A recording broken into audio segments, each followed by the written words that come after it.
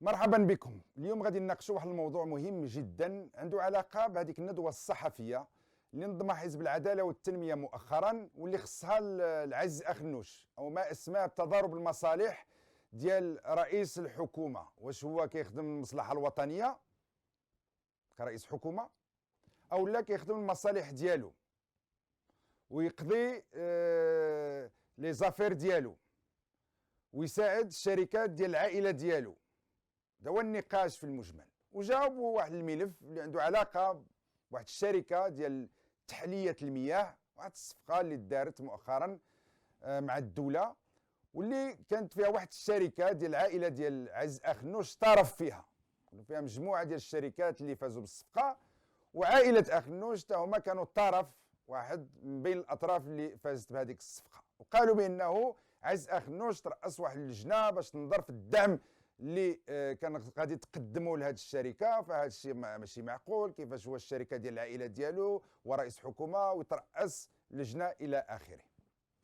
وكان واحد النقاش اون ميم طون باراليل، كان ثانوي، ولكن بالنسبه لي هذاك هو المشكل الاعمق والمهم في هذيك الندوه كامله، واللي غادي نتطرقوا له ايضا اليوم، وهو ما اسماه حزب العداله والتنميه بواحد بتسييس المراجعه الضريبيه. بمعنى قالوا انه الدوله ولا الحكومه ولا المديريه العامه للضرائب دارت واحد المراجعه ضريبيه ديال هذا السيد اللي كتشوفوه، اللي هو السيد محمد البشير الراشدي، اللي هو رئيس الهيئه الوطنيه للنزاهه والوقايه من الرشوه ومحاربتها.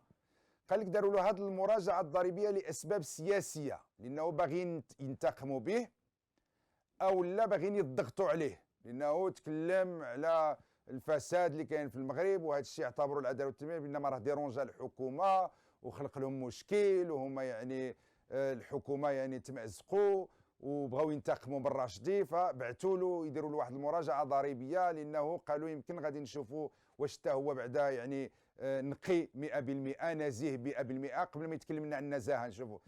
فكان هذا يعني طرح خطير جدا، لاول مره نسمعوا في المغرب حزب سياسي بالحجم ديال العداله والتنميه اللي هو 10 سنين في الحكومه والان في المعارضه، اللي كيتهم الدوله بانه كدير مراجعات ضريبيه لاسباب سياسيه باش تضغط على واحد الشخصيه وليست ككل الشخصيات. سي محمد الراشدي ماشي انسان عادي، ورئيس هيئه دستوريه، مؤسسه ديال الحكامه. كانت ندوه صحفيه مهمه جدا، وانا غادي نبين لكم اليوم بانه اللي كان خطير في الامر،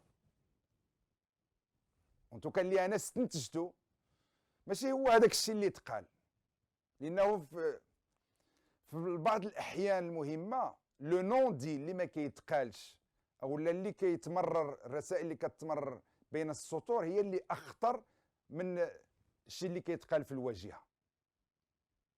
العداله والتنميه بهذه المناسبه، من ناحيه الشكل انا اهنئ العداله والتنميه كحزب ديال المعارضه اللي دار هذيك الندوه سابقه فريده من نوعها، جاب ملف وتقصى يعني في الوثائق اللي فيه، المعطيات اللي فيه، وقام بمجموعه ديال الاستنتاجات، وطالبوا في نهايه المطاف يعني استقاله عز اخنوش من رئاسه الحكومه.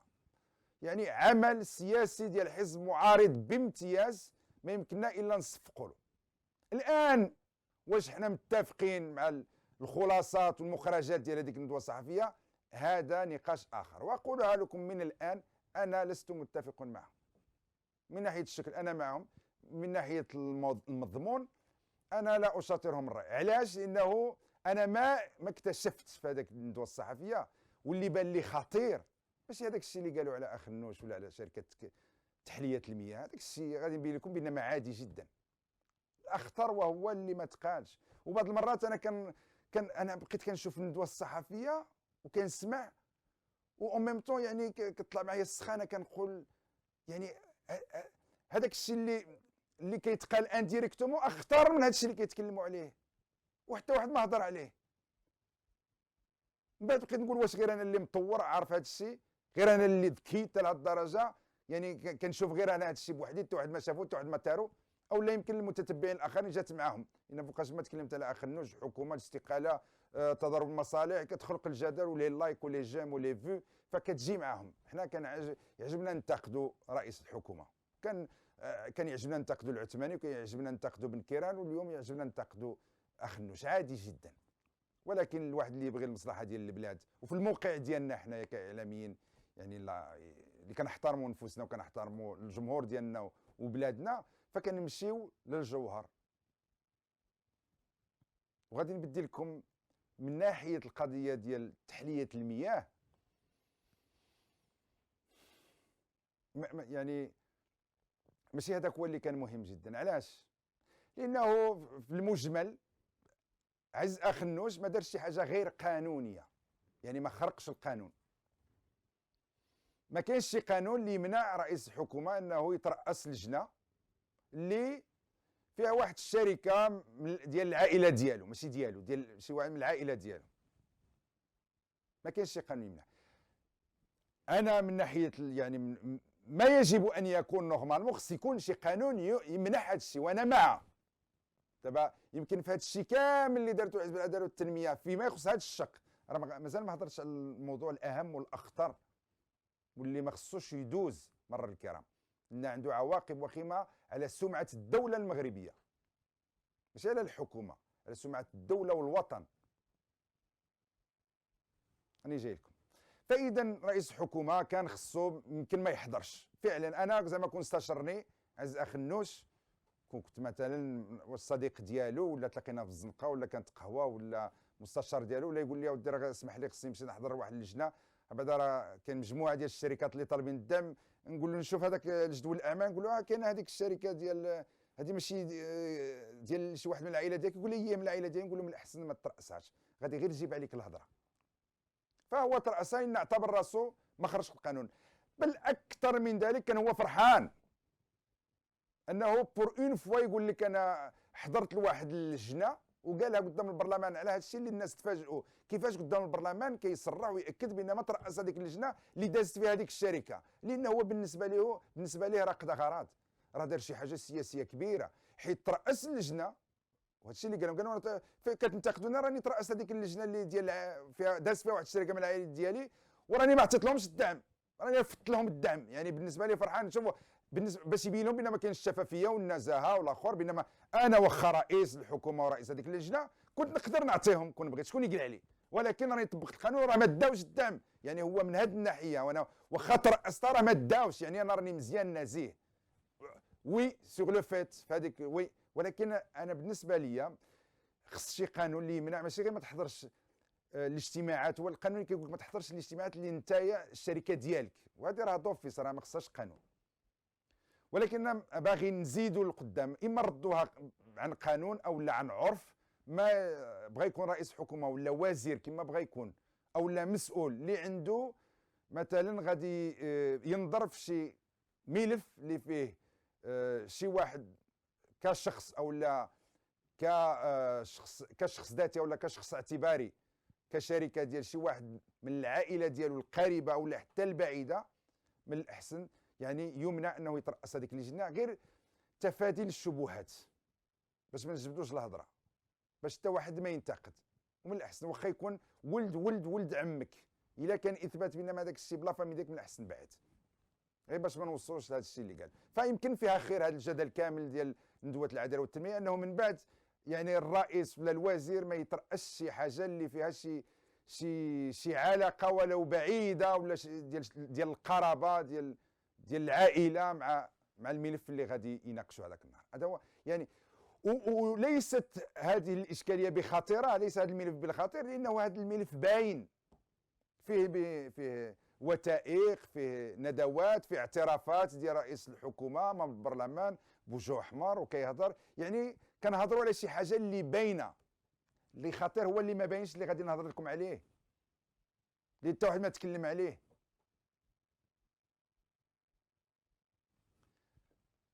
شركه تحليه المياه دفعوا لا دوموند، داروا الصفقه بصحتهم وخسروا الملايير، هذاك الشيء شغلهم. رئيس الحكومه جا امام البرلمان بقى يهضر على الشركه عادي، قال لك ها لي ريسك ديالها، لان النقاش طرحوا لهذه الشركه، فهو تعمق شويه في النقاش، قال لك هذيك الشركه ها هما الايجابيات اللي غادي تاخذها من هذه الصفقه، ها هما السلبيات اللي عندها في هذه الصفقه. فبدا كيعطي المعطيات في اطار الحق في المعلومه. حنا كنظلوا ننتقدوا الحكومه ما تعطيناش الحق في المعلومه. فجاو شي وحدين قال لك لا، اذا ما عرفناش دابا واش هنا كيهضر كمستثمر، واش هو ناطق رسمي باسم الحكومه ولا ناطق رسمي باسم الشركه. فما فهمناش. انا شخصيا ما فهمتش هاد المنتقدين. الا ما هضرش رئيس حكومه كيقول لك ما كاينش حق في المعلومه، الا جاي يعطينا المعطيات واعطاهم امام نواب الامه، وهذاك هو المكان طبيعي اللي خص رئيس حكومه يهضر فيه على هذاك الملف كامل، وبدا لهم من طقطق الى السلام عليكم حول هذيك الشركه، وها علاش خداتها، وها علاش ولي ريسك اللي عندها الى اخره. عادي جدا. فمره اخرى لا الوم المنتقدين، لان هذه هي السياسه، كل واحد خصو فين يشد. وهنيئا للعداله والتنميه اللي نستطيع خلق واحد الجدل حول رئيس الحكومه بصحتهم. هذا حزب سياسي، انا زعما كنشهد 13 واحد بهم كيديروا الخدمه اللي ما دارتهاش كاع احزاب المعارضه الاخرى مجموعه. فاذا باش نختم، ملف عادي جدا معروف، فيه اوراق، فيه مستندات، فيه وثائق، وفيه تصريح ديال رئيس الحكومه، وما فيش. وفي نهايه المطاف هذيك ما داتش الدعم هي 16. سالينا ما هذه. وقلت لك شنو خص يكون في المستقبل. ما تقولوش انا احابي اخنوش ولا اسيدي اخنوش، ما كانش خصو، ولو ما كانش القانون، كون كانت فطنه منه ما كانش خصو يتراسى باش يبعد علينا هذه الشبهات. ولكن هو يمكن قال انايا وكان عارف ما غاديش يعطيهم الدعم، وقال غادي نبين نمشي نترأس واخا بالعائله ديالي، وما غاديش نعطيها باش غدا من غدا غادي يكون عندي واحد المثال بانه ترأس الشركه ديال العائله ديالي وما داو حتى فرنك بيا اولا من عندي، باش يبان بان ما هو نزيه. ولكن بون، في السياسه كل واحد والتقديرات ديالو. انا التقديرات ديالي انه ما كانش خص انتهينا. الاخطر من هذا،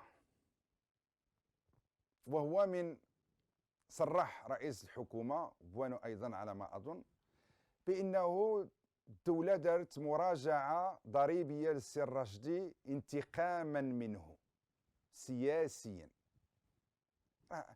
الخطر تكلم لي واحد الشركه اللي ما فهمتش ها الخطر فين كاين. لانه الا كان بصح وهذا راه ماشي اي واحد، راه ماشي مواطن عادي، هذا راه رئيس مؤسسه دستوريه. الا كان فعلا الحكومه ولا الدوله بغات تنتقم منه لانه دار تصريح ودار خدمته للدستور والتعيين ديال جلاله الملك ديالو على راس هذيك المؤسسه الدستوريه، من بعد باش يجي هذاك السيد يدير خدمته وتجي الدوله تبغي تنتقم منه بهذه الطريقه، الا كانت فعلا صحيحه فهذا خطير جدا. ولكن انا غادي نبين لكم الان، انما نقدروا ندخلوا في هذا النقاش، واش نبين لكم عاود دابا بحال اللي كنهضر معكم يعني بثلاثيه الابعاد، داخلين لا تخوازيام ديمونسيون. شوف من جينا بواحد الشركه، ولكن هذا هو الميزه ديال العداله والتنميه، استطاعوا انهم يخلقوا الضبابه الغشاوه على عين الناس، انهم يلهيوهم بواحد الملف واللي هو في الاساس بسيط جدا، يمروا رسائل ويغطيوا على ما هو اخطر. وحنا الناس الغوغاء كتبع الشركه، الفلوس، المصالح الى اخره. الى فعلا الدوله دارت هذه الخدمه مع السي محمد الراشدي فهذا الشيء مدان جدا، ولكن هذا الشيء خصنا عليه اثباتات. هذا نورمالمون خص العداله والتنميه يجيبوا لنا الاثباتات حتى هما يتحاسبوا.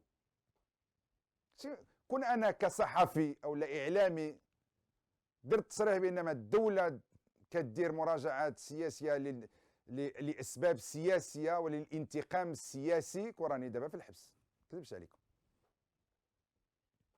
ولكن تصريحات بهذه الخطوره لان غادي راه ماشي غير تشوه السمعه ديال المؤسسات ديال البلاد، راه يعني حتى الصوره ديال الوطن في الخارج راه كتقاس. شكون هذا اللي غادي يجي يستثمر عندنا وعارف بان ما غدا يقدروا يديروا له مراجعه ضريبيه باش يصفوا مع الحسابات، يديروا له فايت غير بالفن؟ شكون هذا اللي باقي يثق في هذه المؤسسات؟ هذه النقطه الاولى. النقطه الثانيه وهي الاهم، دوك انا جايكم غير من مهم الى اهم. انا وليت الان اطرح تساؤلات حول العلاقه اللي كاينه بين هذا السي الراشدي وحزب العداله والتنميه، وهي يسمحوا لي الاخوان اسئله مشروعه، وغادي هنا ندخل في صلب غندخلوا المنطقه ديال الخطر، داخلين للتونيل، ما عارفينش واش غنخرجوا به ولا لا. نتجاوز النقاش السياسي ديال الانتقام السياسي والمراجعه الضريبيه. سي بوانو ولا سي رئيس الحكومه، سمعوني مزيان، من غادي يجي وغادي يصرح يقول لك راه تعرض لمراجعه ضريبيه انتقاما من التصريحات ديالو، مزيان، وغادي يخرج سي الراشدي في حوار صحفي ولا في مقال صحفي، استجواب صحفي، وغادي ياكد هذه المعلومه، غادي ياكدها، يقول فعلا تعرضت لمراجعه ضريبيه. ما غاديش يقول لنا بغاو ينتقموا مني، ولكن كاينه واحد الاشاره راني جاي لها، كاينه واحد الاشاره. نبديو بعدا من ناحيه الشكل. سي بوانو سي الراشدي من جات له المراجعه الضريبيه كشخص، لان هو كانت عنده شركه، هو كشخص جات له مراجعه ضريبيه. عندي واحد السؤال محوري مهم، كي دار السي بوانو ولا السي بن كيران ولا حزب العداله والتنميه كسب الخبر؟ هذا هو السؤال اللي تسطروا عليه بالاحمر. واش الراشدي دار شي ندوه صحفيه قال لهم انا تعرضت لمراجعه ضريبيه، ومن بعد جا العداله والتنميه وعطاها تاويل سياسي، انه خدا الخبر من مصدر عام، او لا مديريه الضرائب دارت شي اخبار، نحن سوف نقوم بالمراجعه الضريبيه ديال السي محمد الراشدي رئيس الهيئه الوطنيه للنزاهه والوقايه من الرشوه ومحاربتها. كي دار بوانو والعداله والتنميه وعبد الله بن كيران كسبوا الخبر؟ هذا هو السؤال اللي خطير في هذا الشيء، هذيك الندوه كامله ها هو الخطر فين كاين، لان هذا هو لو نون دي، ما هذاك اللي الحوايج اللي فيها الوثائق والمصادر والمراجع ولي بي في والاخر وداخلين في البلاتفورم، هذا كلشي باين عارفينه معروف. اذا واش هاد دونك انا كان لان لحد الان ما كانتش شي ندوه صحفيه ديال السي الراشدي، اذا نقدر نتساءل هاد العداله والتنميه منين جابوا هاد الخبر؟ واش عندهم علاقه مباشره مع السي الراشدي؟ واش السي الراشدي اللي قالها لهم في اطار علاقات ديالو مع قياديين ديال العداله والتنميه؟ سؤال فقط، لانه حتى واحد ما كان عارفها. واش العداله والتنميه مثلا عندهم مصادر ديالهم داخل المديريه العامه للضرائب عطات لهم الخبر؟ شي واحد تماك عطا لهم الخبر؟ هذا خطير. اذا عندنا حنايا الادارات ديالنا مخترقه، ما فيها السر المهني. واش مثلا لان الازامي كان وزير حتى هو ديال الميزانيه في هذيك الحكومه السابقه، فبقات عنده العلاقات ولا ما؟ سؤال بريء جدا، وباقي لحد الان كيعطوا اخبارات، الله اعلم، لا اتهم احد. مجموعه ديال الاسئله المشروعه. منين جاب العداله والتنميه الخبر بان الراشدي دارت له مراجعه ضريبيه؟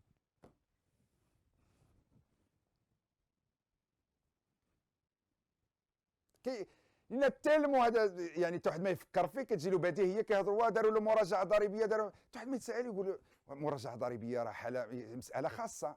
واش نتوما كتسمعوا شي واحد في الزنقه كيقول لكم وشخص من هذا الحجم رئيس مؤسسه دستوريه حساسه، واش هو غادي يمشي يقولها لاي واحد مثلا؟ انا ما نظنش. واش كان يهضر في القهوه وسمعوا له في القهوه؟ لا اظن.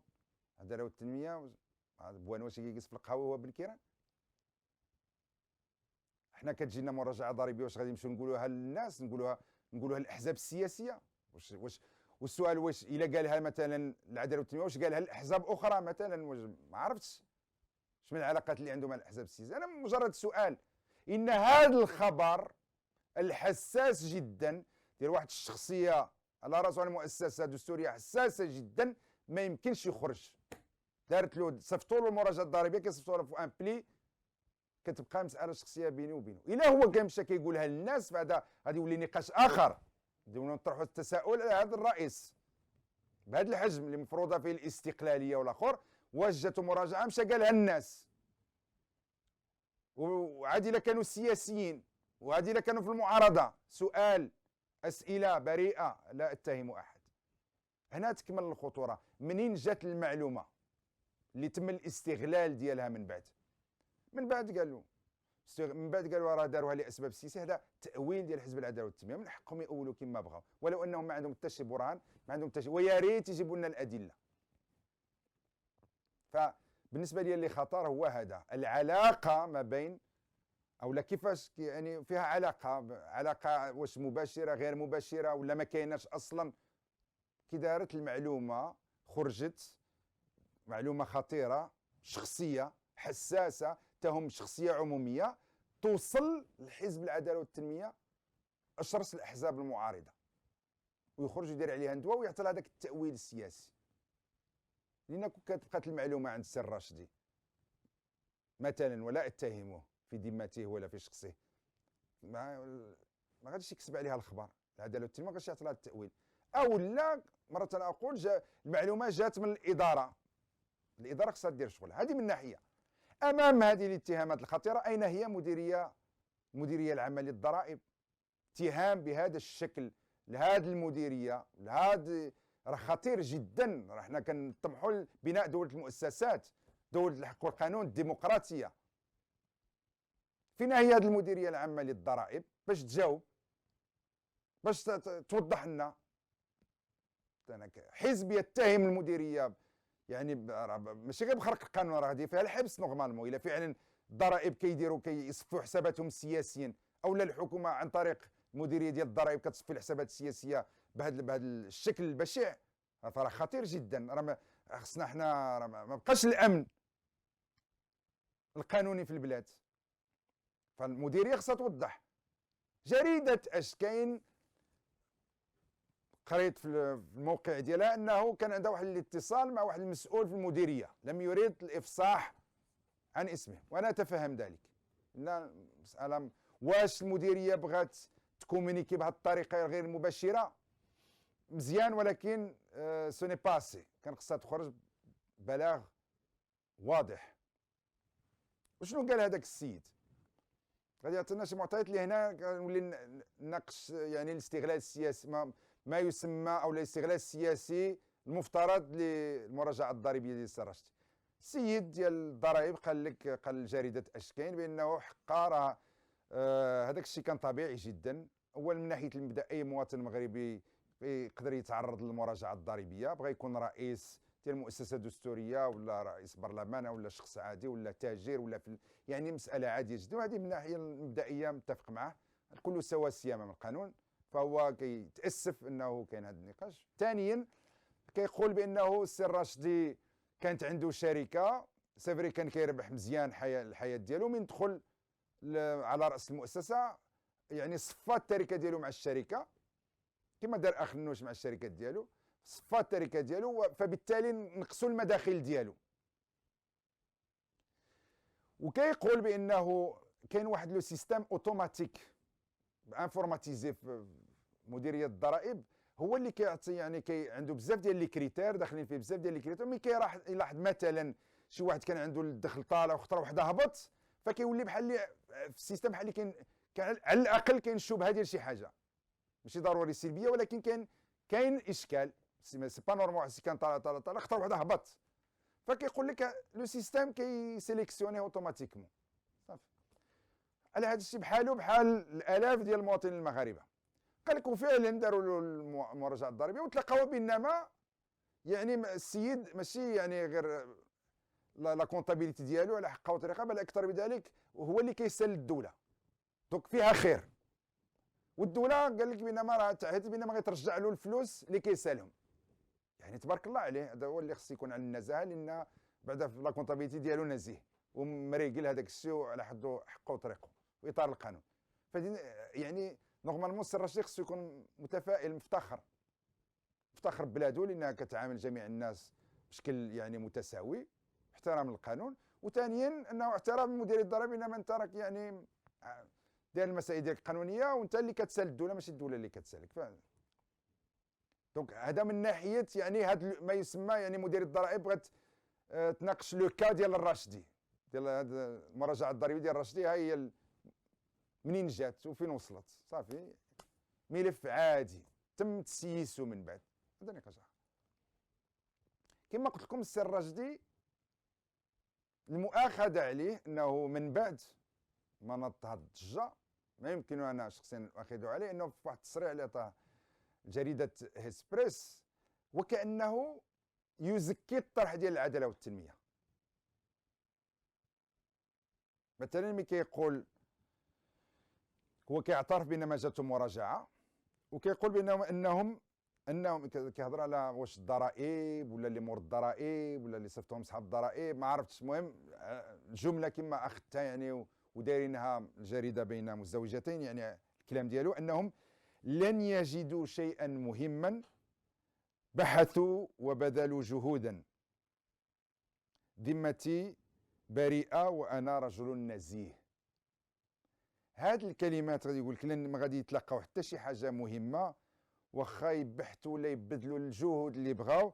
انا الذمه ديالي انا بريئه وانا رجل نزيه. ملي كتقول هاد الهضره بحال اللي كتقول بانه يعني واخا يديروا اللي يديروا انا والله ما يديو بيا والو. هاد الهضره انهم والله ما يديو بيا والو وانا راني بريء وانا نازي وكذا، وكانك توضع نفسك في مكان المتهم.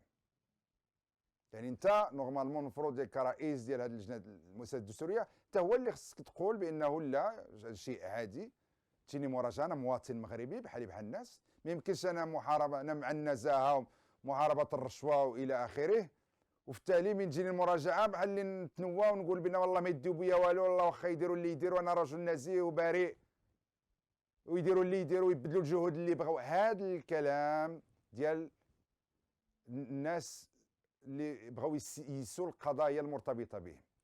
واظن وكأن السي الراشدي بغى يسيس حتى هو هذه المراجعه الضريبيه، وهنا بحال هنالك تقارب في التعاطي مع الملف بين العداله والتنميه والتصريح اللي ادلاه السي الراشدي جريده هيسبريس. هذا ما اعاتب عليه السيد رئيس الهيئه، ما كانش عنده هذيك واجب التحفظ اللي كان خصو يتحلى به. يقدر يكون في اطار يعني الشفافيه وحق منه يقول اذا فعلا جاتني مراجعه ضريبيه واكتفي بهذا القدر. علاش؟ واش فعلا داروا لك يعني استفزاز او داروا لك انتقام سياسي ولا؟ يقول لا انا مواطن مغربي من حق الضرائب تراجع للملفات ديالي، ما عندي حتى شي مشكل، شكرا. ولكن باش تزيد تفصل وتطور غيتوقع هنا التقائيه بين الخطاب ديال العداله والتنميه حول هذا الملف ديال الاستغلال السياسي ملف ضرائبي، وبين كيفاش نتايا كترد على هاد المراجعه اللي داروها لك. انهم لن يجدوا شيئا مهما بحثوا وبذلوا جهودا ذمتي بريئه وانا رجل نزيه. اش كتقول؟ ما فهمتش اش كتقول انا رجل نزيه. بحال اللي زعما شكوا فيك، ولكن انت بحال اللي بينت لهم بان انا رجل نزيه وانا بريء. هاد المصطلحات ماشي ديال رئيس مؤسسه الحكامه بحال المؤسسه ديال السي الراشدي، مع احترامي لكم ولشخصكم وتقديري لعملكم. اذا من كيوقع هذه الالتقائيه فبقى اتساءل واش كانت نقاش مسبق بين العداله والتنميه والسي الراشدي على هذا الملف؟ واش تلاقيتوا من قبل؟ واش هضرتوا من قبل على هذا الملف؟ لان غاديين تقريبا في نفس التوجه. انت غير ما تجرأش تقول بان انتقام سياسي، ولكن تقول راهم بدلوا كيفاش بدلوا الجهود؟ بحثوا وبذلوا جهودا، يعني بحال اللي شي حاجه غير عاديه. خص الضرائب يبحثوا يبذلوا جهود، وراهم ما غيلقاو والو. انا رجل بريء ونزيه، وغادي ما يلقاو حتى شي حاجه. فاذا السؤال المحوري مره اخرى، كيف وصل خبر المراجعه الضريبيه ديال رئيس مؤسسه دستوريه بهذا الحجم لحزب العداله والتنميه والقيادات ديالها؟ الا جاوبنا على هذا السؤال فغادي نفهموا بزاف ديال الحوايج اخرين.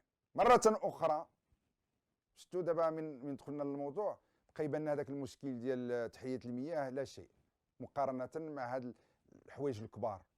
لانه مره اخرى كنقولها لكم، الا فعلا الدوله باش تنتقم السياسيين بعض الاشخاص اللي يعتبروا مزعجين، وكما قالت العداله والتنميه فهذا الشخص اصبح مزعجا للحكومه بالتصريحات ديالو فيما يخص الفساد ومعارضه الفساد، وتجي الدوله ودير باش تنتقم به دير له مراجعه ضريبيه، فهذا خطير جدا علينا حتى حنايا كمواطنين وعلى المستثمرين الاجانب اللي غيجيو لهذه البلاد.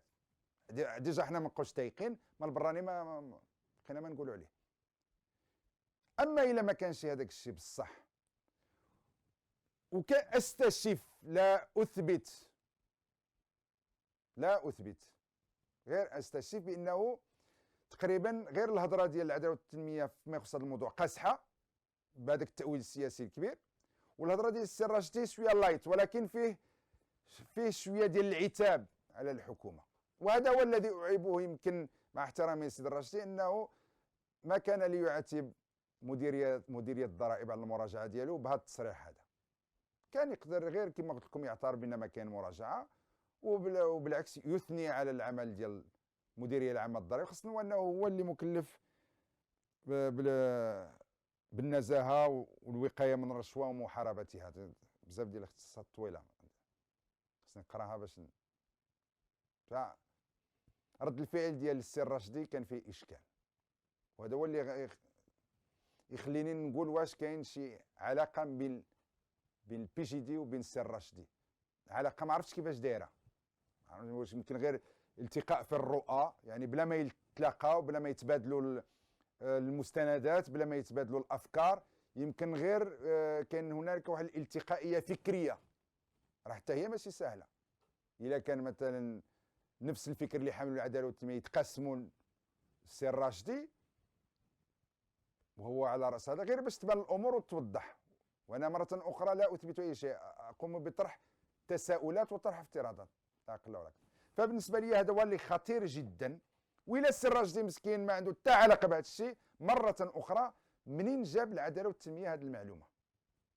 لان انا خايف انايا شي نهار شي حزب سياسي باش يدير عليا ندوه انا ولا شي شخصيه عموميه اخرى، يقول لك راهم داروا له المراجعه الضريبيه وراهم تلاقاو عنده قدا وكانت عنده المداخل ديالو قدا، وغدا عاود تجيبوا لنا الحسابات ديال البنكه.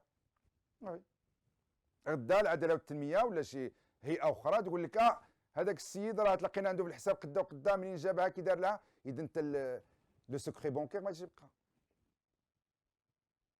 دابا لو سكري هذا الشيء ما عرفناش فين غادي يوصل هذا الشيء، ولكن مره اخرى حتى واحد ما غادي يحاسب العداله والتنميه على التصريحات ديالها الخطيره. يمكن يحاسبونا حنايا الا قلنا هضره اقل بكثير من هذا الشيء، ولكن هما للاسف مترفعين على هذا الشيء. فعلى اي هذا هو الاشكال اللي بغيت نتقاسم معكم. دابا الان راكم لاحظتوا بينما اشكال اعمق، هذاك غير يعني بحال واحد لابا كيقولها، بحال هذاك ملي تمشي تصيد الحوت كدير واحد الطعم، وهذاك ديال تحليه المياه والشركه لان مثيره الشركه الفلوس تحليه الدعم كذا، ولكن اللي خاطر في الامر هو هذا الشيء اللي خصنا نجاوبوا عليه. هذا هو اللي مهم بالنسبه لي. فنتمنى تكون الفكره وصلت. اقول قولي هذا واستغفر الله لي ولكم، والسلام عليكم.